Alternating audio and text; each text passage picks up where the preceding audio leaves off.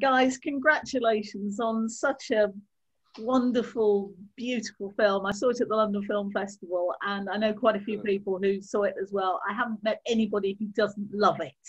Hooray! Oh, fantastic. That's great to hear. That's great to hear. Now, of course, this isn't the first time that you two guys have worked together, but I actually wondered how far back you two Might be the last though. Did you meet at college, or does it go even further back than that?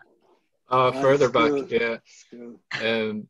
Before conception, actually. I don't think we should. We knew each other in a previous life, Frida. When we were floating around in the universe as little sparks. We were just like little souls, I know. But we were in school and we were in Young Irish Filmmakers together, so yeah. From the age of 11, actually, Tom sat in the desk in front of me, and I think, I was late for school on the first day of school because books kept falling off the back of my bike. Yeah, and so I said, I guess I have to sit beside this guy or in front of this guy. But we started having competitions who could draw Batman better and stuff pretty quickly. So it was art that actually brought you together in a way then. Oh. Yeah, yeah, and also, because we carrier for books on my bike. Yeah, but we ended up hanging out in the art class. Because I was into superheroes and comics and stuff like that. So I think we went to quite a parochial secondary school where the emphasis was on sports and hurling. So anybody who was into arts kind of had to form a little group. Yeah, we made our own little support. the art outsider group, and then we joined Young Irish Filmmakers where there was even more arty outsiders that we could hang out with. So we were okay. How did you come to be working together at Cartoon Saloon then? Well, after Ballyfermot College, myself and Paul Young and Nora Toomey and a few and more, and Ross included, came down from Ballyfermot College, and the Young Irish Filmmakers group that we'd been part of as teenagers gave us some space for free to kind of get together. And we were naive and in our early 20s and full of big dreams, and we thought we were going to make a feature film in a year. Ended up taking us 10 years, but that's animation for you, really, isn't it? Yeah.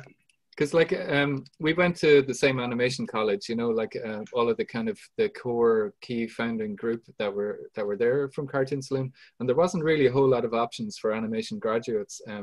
If you were lucky enough to be able to go off and work for one of the big studios, you would take it, but chances are that there was such high competition you wouldn't be able to get it. So when Tom and Paul and Nora were saying, well, why don't we make our own studio?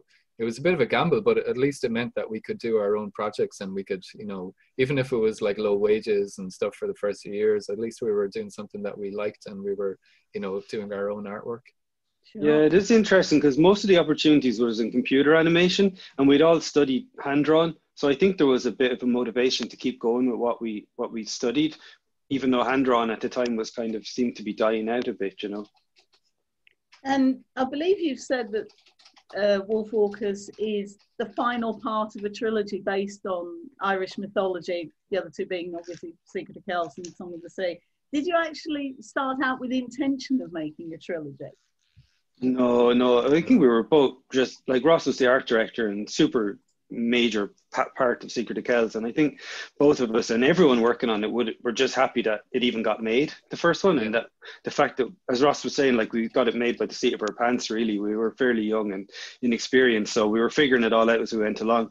And it wasn't really until we got the Oscar nomination for Secret of Kells that I had the confidence to keep going with Song of the Sea. Like I had the idea for Song of the Sea, but part of me kind of thought, oh, this is so hard just getting a film off the ground independently. Maybe I'll just make that a comic or something, just find another outlet for it. And so it kind of organically went from Secret of Kells to Song of the Sea. And then while we were working on Song of the Sea, Ross and I had the idea that, let's make one more where we get to try out everything we've been talking about and really, make a final piece of the triptych, as we said. Yeah, I think when we were trying to get Secret of Kells made, the only thing we were dreaming of was actually getting it made. It was such a big task for an Irish small animation studio to do a feature film. So we were really happy to just actually finish it. I don't think we were even thinking of a sequel, never mind a triptych of films. And with Wolfwalkers, there were all sorts of things that struck me about the film, but particularly on the contrasting styles of animation. You've got the very rigid look of the town, against the sort of free-flowing look of the forest, and it kind of makes it look like the town doesn't belong there to start with. Was that something that you were actually trying to get across? Well, what I think is interesting is you talk about the early days, and Ross did some really beautiful concepts, and Aidan Hart, who was the original co-creator of Secret of Kells back in the day, and other people in the studio did these really cool loose concepts, but they weren't really tied to the story. They were just experiments. So when we talked about Wolfwalkers, we talked about how can we use some of these interesting contrasting techniques to actually help tell the story. So that's when we hit on the idea that the Puritans would live in a very puritanical wood block world where everything is quite, rigid and hard block print colors and black lines, and that the Wolfwalkers would live in this like really flowy, loose, illustrative world, and that the worlds they live in and the way themselves, the characters were drawn, would represent their kind of states of mind, and it became more like a psychological expression rather than just like a cool concept. So that's why it became embedded in the story, the style. Yeah, because the two styles do have to, like, they serve the story of Robin in that, like, Robin is caged by these puritanical rules and caged in the town, so everything in the town is kind of geometrical, patterned, and horizontals and verticals, and it is more or less trapping her in there. And even like when we were storyboarding, we tried to keep the camera angle down low so that we wouldn't see sky, so that she doesn't even have air above her or an escape upwards.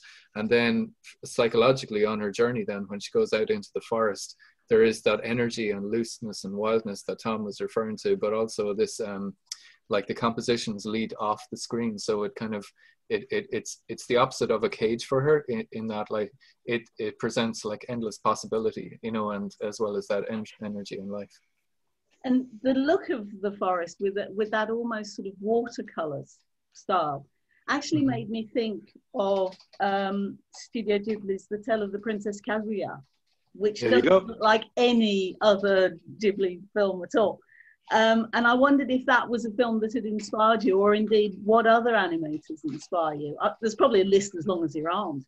Yeah. But I think Kaguya was a big influence because it came out at the same time as Song of the Sea, and I always say that, like, it kind of gave me a kick in the seat of the pants when I saw it, because I realized that everything I was talking about with Song of the Sea and Secret of Kells about how expressive hand-drawn animation could be, Takahata had done and kind of pushed the boat out. And so it was great because it was a feature film that was as expressive as the most artful short film or comic book style or whatever. So they kind of threw the gauntlet down, and we tried to match that in terms of expressiveness.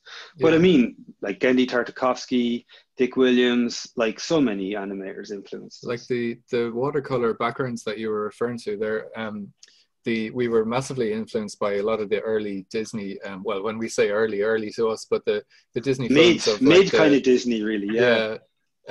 Like Robin Hood, Winnie the Pooh, 101 Dalmatians, a lot of them were really daring in their backgrounds.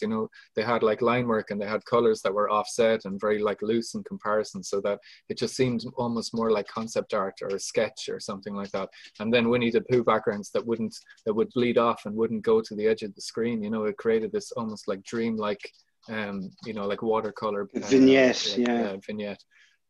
So a lot of we had like massive influences from all kinds of stuff, but in terms of animated films, I think they were the main ones.